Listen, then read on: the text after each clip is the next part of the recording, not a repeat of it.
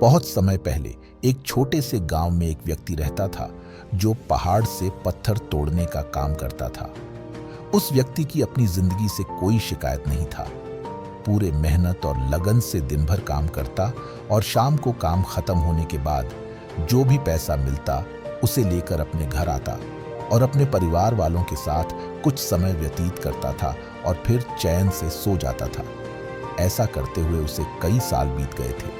हर दिन की तरह वह अपना काम खत्म करके घर वापस जा रहा था।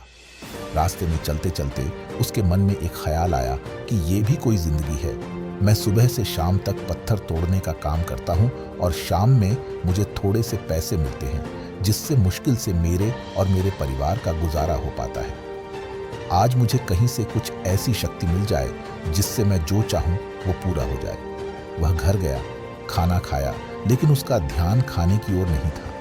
उसके दिमाग में बस एक ही ख्याल था कि काश मुझे कोई ऐसी अलौकिक शक्ति मिल जाए जिससे मैं जो चाहूं हासिल कर सकूं।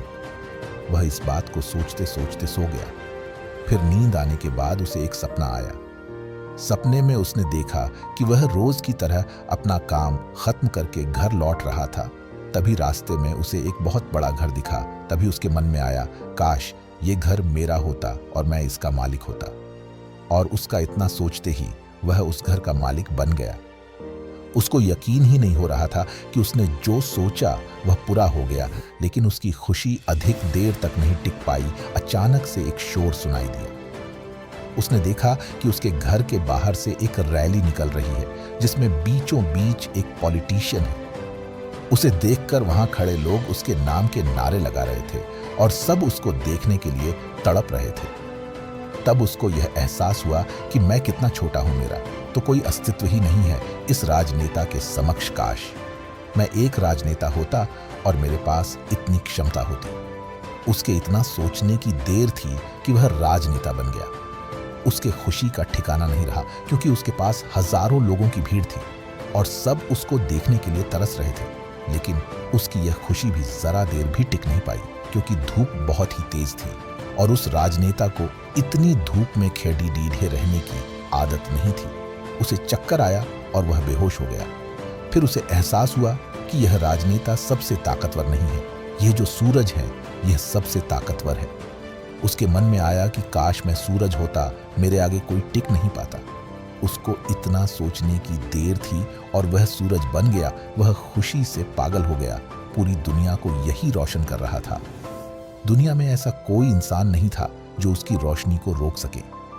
लेकिन उसकी यह खुशी भी टिक नहीं पाई क्योंकि कुछ ही समय बाद आसमान में काले बादल आए और रोशनी को रोक दिया। फिर उसको एहसास हुआ कि कोई है जो मेरी रोशनी को भी कोई रोक सकता है। उसके मन में यह ख्याल आया कि काश मैं बादल होता और वह बादल बन गया।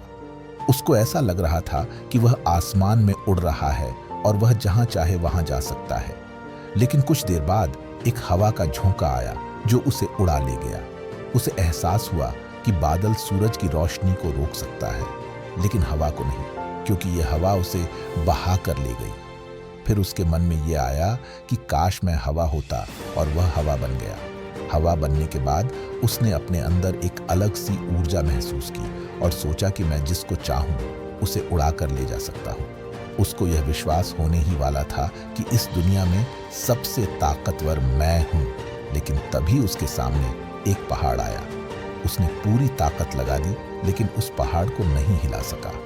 उसको यह एहसास हुआ कि कोई है जो हवा से ज्यादा शक्तिशाली है, जिसमें हवा को रोकने का भी दम है। फिर उसके मन में यह ख्याल आया कि काश मैं पहाड़ होता और वह पहाड़ बन गया। लेकिन हर बार की तरह उसकी खुशी ज्यादा देर तक नहीं टिक पाई। एक जानी पहचानी आवाज उसे सुनाई दी और साथ ही साथ उसको दर्द होने लगा, जैसे कि कोई है जो उसे तोड़ रहा है, मार रहा है। तब वह दर्द से चीखने लगा और उसके मन में आया, काश मैं वो बन जाऊं जो पहाड़ को तोड़ने का दम रखता है। लेकिन इस बार उसकी यह ख्वाहिश पूरी नहीं हुई। वह चीखने लगा, चिल्लाने लगा, अपनी पूरी ताकत लगा दी, लेकिन इस बार वह नहीं बन पाया। उसका दर्द बढ़ता ही चला जा रहा था। उस दर्द के कारण उसकी नींद खुली। उसके सामने एक शीशा था उस शीशे में खुद को देखा तो समझ आया कि मैं वह क्यों नहीं बन पा रहा था जो बनना चाह रहा था, क्योंकि असलियत में मैं वही हूँ। इस कहानी से हमें यह सीखने को मिलता है कि हमारे अंदर ही सब कुछ है जो हम चाहते हैं।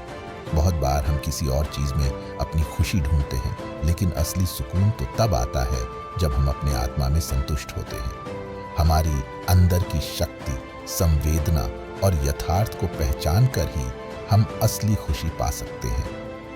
इस कहानी से यह भी समझने को मिलता है कि सामग्रीय चीजें या बाहरी सफलता ही जीवन की सच्ची खुशी नहीं लाती, बल्कि हमारे मन में शांति और संतुलन से ही सच्ची खुशी आती है।